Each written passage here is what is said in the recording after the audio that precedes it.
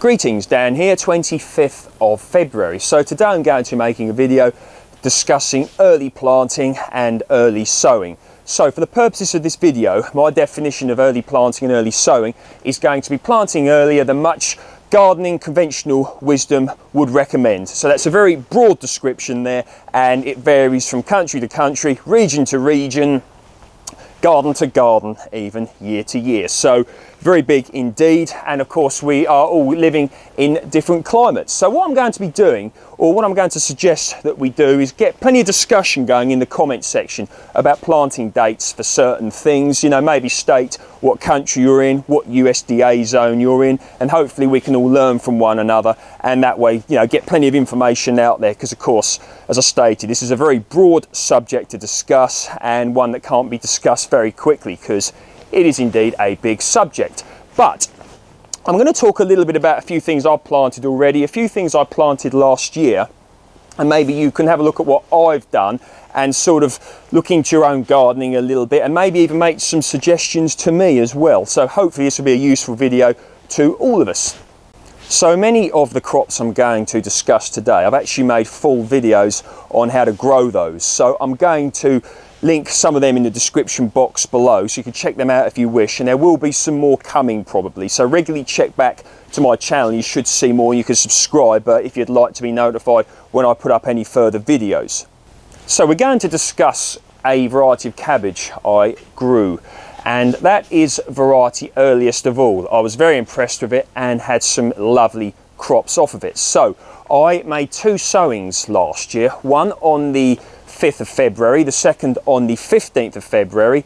I then planted them out at the allotment on the 9th of April, and I had my first harvest, if I remember correctly, on the 23rd of June. So it's relatively early, at least I consider that to be relatively early anyway. So what I've got here are some actually that I planted this year. So this is variety earliest of all, and I actually went a little bit earlier this year, and I planted those on the 1st of February. So you can look at those, and I'm hoping they're coming out well on the camera there, but really nice looking seedlings. So in my experience, cabbage can germinate at a temperature of about 10 degrees C, something like that. It might be germinate a bit lower and of course higher than that, but 10 degrees C, that's a good sort of minimum temperature, if you will. And the way I germinated those is I actually germinated them inside on an indoor windowsill.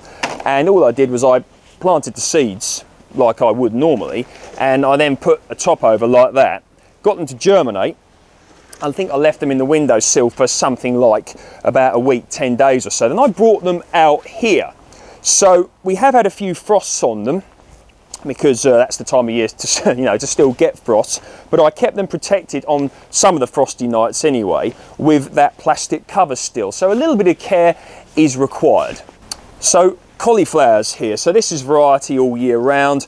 Did really well with these as well last year, and I made a planting of these this year on the 1st of February as well, so they're looking good. So there's a couple of issues you've got to think about when you're planting relatively early. The first thing is the germination temperature. We've already discussed that one already. The next one is legginess, you know, when the plant's stretching like that due to low light levels and things like that. So the way that I eradicated that, or lessened it anyway, is I brought them out here, you know, relatively soon after they germinate, because if I left them in the windowsill, you know, they'd have been up here by now, really leggy and not particularly great. There are ways, you know, when that happens you can deal with it, but that's not what I'm going to be discussing here with this video. So damping off, now that's a fungal condition caused by low light levels and low temperatures, and we've certainly got relatively low temperatures, although it has been quite sunny actually, but you know, we won't go into that too much today. But damping off, you can do your own research on that if you wish. And one way I avoid damping off, so my seedlings here, you know, they're not suffering from damping off. I may have had the odd case of it, but certainly nothing that I'm worried about. So what I've done here, or what I do is I water from the bottom like that, so that when I'm watering, I'm not getting water all over the leaves. I'm trying to avoid that. So that's one way that you can avoid damping off. And good ventilation as well. You can see that I've got a vent there. The vent's actually broken, but it doesn't matter. I'm getting plenty of air in, so the polytunnel's well ventilated.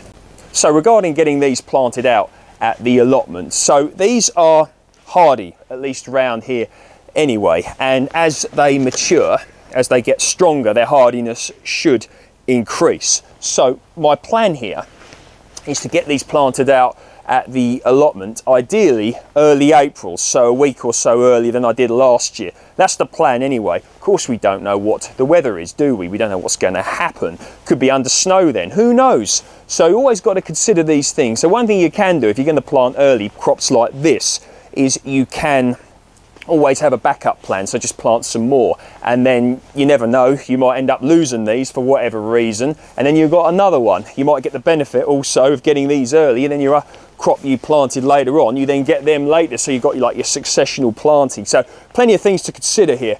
And another thing is, as I stated, these are hardy, so you know, unless the weather is really harsh, I'm relatively secure these will be okay when I plant them out at the allotment, hopefully early April. Now, things that you're probably very likely to be doomed to failure from the start if you even attempt. So it's very much worth looking into things like that. So, you know, if one decides that they're going to start planting courgettes or marrows right now in this climate, you know, planting them outside in the polytunnel, putting them in the ground, you know, whatever, your chances of success in a climate like this are relatively small indeed, I would say. So don't do things that are, you know, completely outlandish. You know, do your research. But sometimes with crops like cabbage, hardy, etc., cauliflower, it can be worth, you know, to just have a few little experiments. And whatever, you know, climate you're in, it can sometimes pay to make little experiments,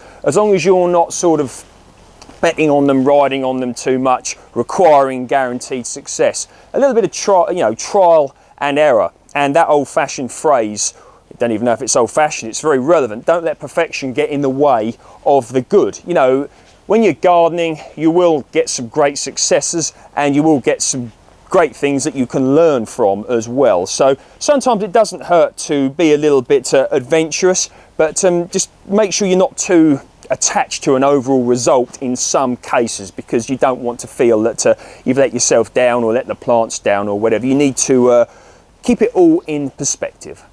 So I'm going to discuss aubergines now. So I planted two varieties last year. I grew white Dorger and long purple. I had some quite good crops actually. Was quite happy with my harvest last year. So I actually planted them very early indeed. 9th of January, when I planted them. I planted them out here on the 18th of May in the polytunnel, which is before our last frost date. So taking a risk there. And I had my first harvest on the 28th of August. So a relatively early harvest there anyway, or could be considered an early harvest. Very much worth it. And I did something very similar with peppers. I grew chilies. I grew two varieties last year, Onavec, and I grew lemon drop. I was very impressed with both of those varieties as well. So, of course, planting that early. Now, something like aubergines, chilies, peppers, etc., they like a nice warm temperature to germinate. Minimum of about, good thing to go for is about 25 degrees C actually. I think that's 77 Fahrenheit if you can achieve it.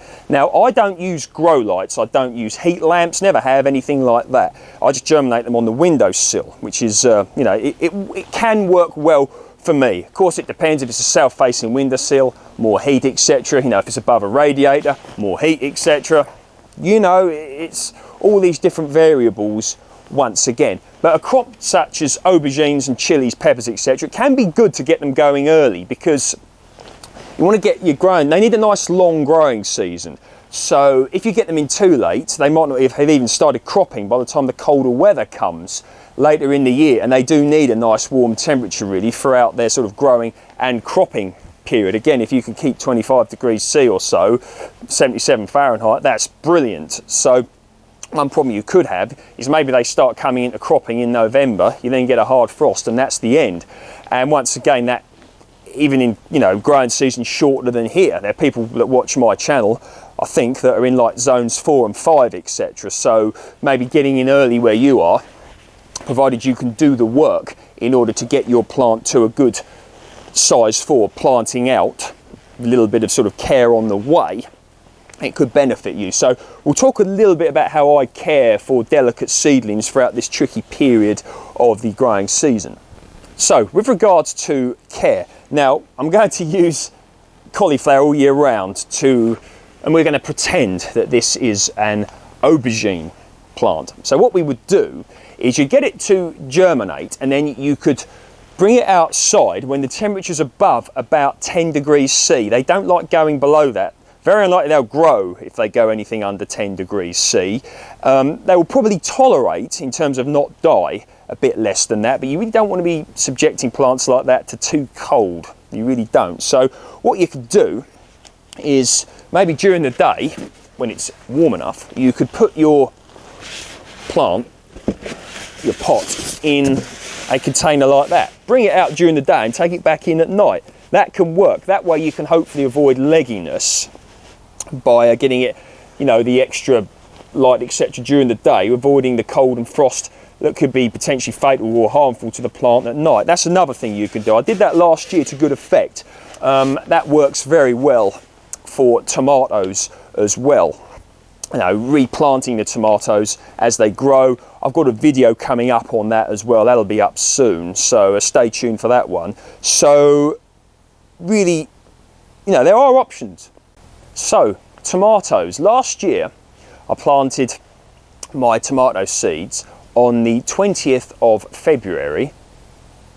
I planted them out here in the polytunnel on the 2nd of May, which is once again before the last frost date, so a risk once again.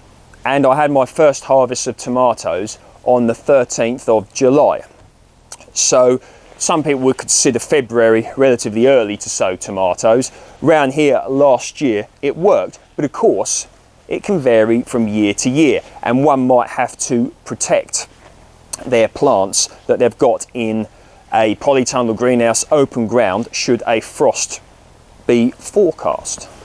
So last year I had my tomato plants growing here, this part of the polytunnels. So let's say, for argument's sake, there is a tomato planted here and we're now in mid-May and a frost is forecast tonight. Now this is one thing you can do that I've done before to good effect, is you've got your tomato plant there, and what you do is you put a pot over the top like that to at least keep the temperature a little bit warm, and then what you can do is you can even put a bit of fleece or a blanket or something over the top of that. So there are little things you can do that can help you get through situations like that if you're willing to go that extra step and it's that important to you. But risk benefit ratio, effort ratio, it's all an individual thing, and it depends how far you want to go with all of this.